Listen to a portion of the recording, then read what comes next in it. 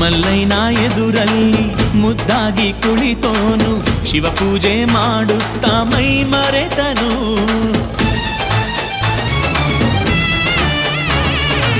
ಪರಶಿವನೇ ನಿನ್ನನ್ನು ಅಗಲಿ ನಾನಿರಲಾರೆ ಎನ್ನುತ್ತಾ ಶಿವಲೀಲೆ ಕೊಂಡಾಡಿದನು. ಶಿವನು ನಗುತ್ತಾ ಕಂಗಳ ತೆರೆದ, ಕಂದನ ಹರಸಿ ಅಭಯವ ಕೊಟ್ಟ.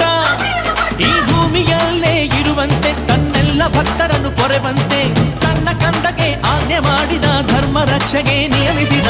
ಭೂಮಿಗೆ ಬಂದ ನಂದೀಶ,